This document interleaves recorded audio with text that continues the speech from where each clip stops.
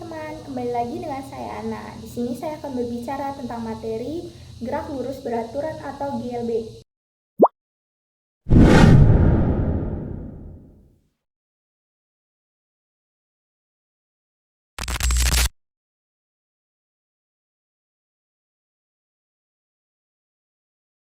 Sekarang kita masuk ke pengertian dari GLB. Nah, GLB ini adalah gerak suatu benda pada lintasan garis lurus dengan kecepatan yang tetap. Contoh sederhananya itu adalah gerak mobil dengan kecepatan yang tetap. Lalu kita masuk ke ciri-ciri dari gerak lurus beraturan. Yang pertama, lintasannya itu berupa garis lurus. Kedua, dalam waktu yang sama menempuh jarak yang sama.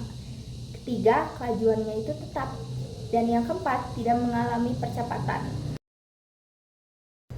Persamaan matematis dari GLB dapat dituliskan, yaitu S sama dengan V dikali dengan T, dengan keterangan S itu adalah jarak atau satuannya meter. V adalah kecepatan, yaitu meter per second, dan juga T adalah waktu atau second. Pada GLB, kecepatannya itu tetap, yaitu V sama dengan S per T.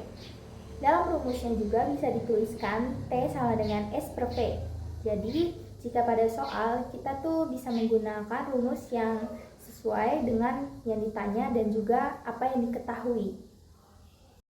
Nah, sekarang kita masuk ke gambar grafik dari GLB. Teman-teman bisa lihat pada gambar di samping.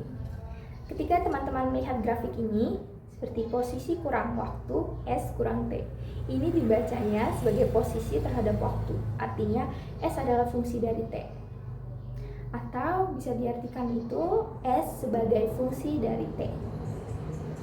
Lalu kita masuk ke gambar yang pertama.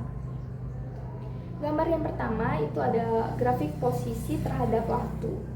Grafik berupa garis lurus dengan kemiringan yang konstan. Kemiringan garis ini menunjukkan kecepatan dari benda. Nah, berarti kesimpulannya itu jarak bertambah secara linear terhadap waktu. Lalu gambar yang kedua itu ada grafik kecepatan terhadap waktu. Grafik berupa garis horizontal yang menunjukkan bahwa kecepatan benda konstan terhadap waktu. Kesimpulannya, kecepatan konstan sepanjang waktu. Di sini kita masuk ke contoh soal.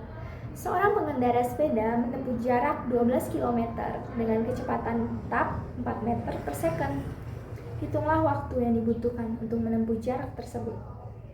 Dari soal di atas, kita sudah mengetahui yang pertama ada S. S-nya itu 12 km, yaitu jarak. Yang kedua kecepatannya atau V, yaitu 4 meter per second.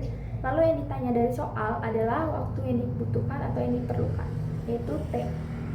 Kita menggunakan rumus T sama dengan S per V, di mana 12 km ini kita ubah ke satuannya meter, berarti menjadi 12.000.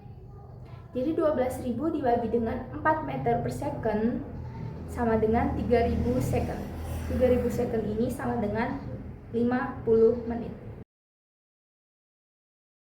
Di sini ada pun beberapa contoh sederhana dari GLB lainnya adalah yang pertama, lift.